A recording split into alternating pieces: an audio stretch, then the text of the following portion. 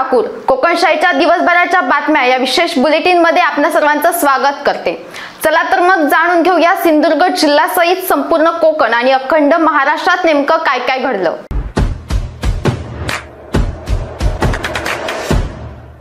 आचरा येथील गणेश रामा निकम वय 19 हा युवक राहत्या घरातून 24 ऑक्टोबरच्या रात्री ते 25 ऑक्टोबरच्या सकाळी 7 वाजण्याच्या दरम्यान बेपत्ता झालाय। गणेश हा कातकरी समाजाचा युवक लहानपणापासून आचरा वरचीवाडी येथील राजेश भोसले यांच्याकडे वास्तव्यास होता।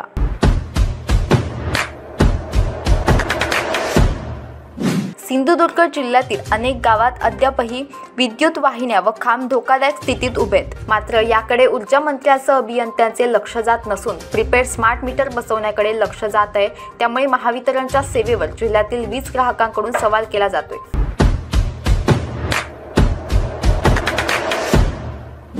कणकवली शहरात 1 किलो 190 ग्रॅम 38,800 रुपये किमतीचा गांजा सिंधुदुर्ग LCB पथकाने काल 26 ऑक्टोबर रोजी रात्री 11:30 पकडलाय। या कारवाईत दोघांना पोलिसांनी अटक केली आहे।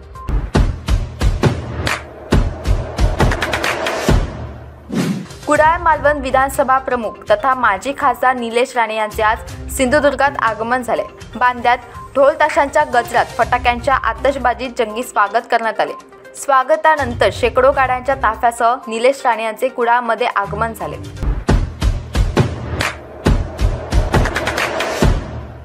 यंदाच्या गणेशोत्सवात गतवर्षीच्या तुलनेत जादा गाड्या आणि जादा प्रवासी वाहतूक एसटीने केले, पण गतवर्षीच्या तुलनेत उत्पन्न कमी मिळाले।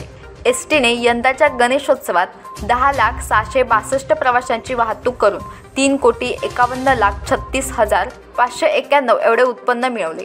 गतवर्षी हेच उत्पन्न 4.5 कोटी इतके होते। गेल्या वर्षीच्या तुलनेत या उत्पन्नामध्ये मोठी घट आहे।